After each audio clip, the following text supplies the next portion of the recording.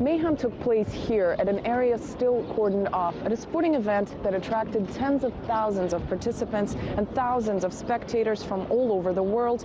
Two bombs went off just seconds apart from each other at the finishing line of the Boston Marathon. The explosions were so strong that they sent debris flying onto rooftops, ripping off people's limbs, leaving 3 people dead and over 175 people injured. Despite all of the money the United States spends on security, it was a surveillance camera of a department store that helped pinpoint the two brothers behind the tragedy. Several memorials like this one have been set up throughout the city of Boston to remember the victims. The 3 people who died include an 8-year-old boy and 2 young women, a 29 and a 23-year-old. Over a dozen victims remained in critical condition for several days, many of them needing follow-up surgeries despite having had amputations. The 2 suspects lived in an apartment on the 3rd floor of this building in Cambridge. Now, they came to the United States, the 2 brothers of Chechen origin, back in 2002. The younger brother, Jahar, became a naturalized citizen on September 11th last year. The older brother had a green card, dreamt of joining the United States Olympics boxing team to get a passport. All of the people who knew them were shocked to find out that they're the suspects in the bombings. But there have been red flags surrounding the identity of the older brother for years. While some are praising law enforcement for eventually catching the 2 suspects, others are saying the FBI had dropped the ball. After all, back in 2011, upon a request of a foreign government, announced this week to have been Russia's government, the FBI did look into the identity of Tamerlan, who was back then 24 years old. They intercepted his phone calls, followed his social networking life, his social relationships, but decided he was not suspicious and let him free. And some are now saying that possibly the tragedy of the Boston bombings could have been avoided if he was at least put on a watch list since then. After Monday's bombings, late on Thursday afternoon, the FBI finally released photos of the 2 suspects. They ended up coming out of their hiding, killing an MIT officer, hijacking a car, releasing the person to whom that car belonged, and got in a car chase with police. The police officers said that the 2 brothers were throwing explosive devices out of their car and shooting.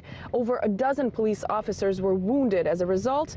Eventually, the older brother, 26-year-old Tamerlan, got out of the car to continue the shootout with the police officers. The younger brother stayed in the car, ended up running over his older brother, getting away in the car, which he eventually abandoned and was able to get away on foot. In the meantime, police officers captured Tamerlan and took him to this hospital in Boston, suffering multiple injuries. This is where he died shortly after 1:30 a.m. on Friday morning.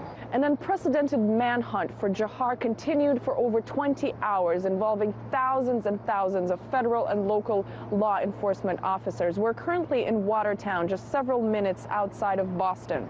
Now, law enforcement officials had established a perimeter in this area, going from door to door, trying to locate Jahar's whereabouts. Where they ended up finding him was just a block away from the area they were searching. He was hiding out in one of the houses in this area in a dry docked boat. A local neighbor, the person living in this area, saw a blood trail and led police to the area where Jahar was hiding. Now, a helicopter of the officials was also able, using heat signature technology, to locate Jahar hiding out in this boat, even though he was covering himself up.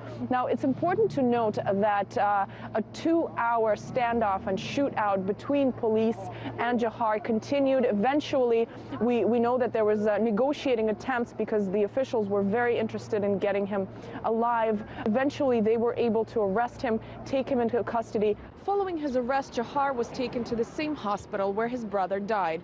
Also having suffered severe injuries, he has been undergoing medical treatment under heavy guard.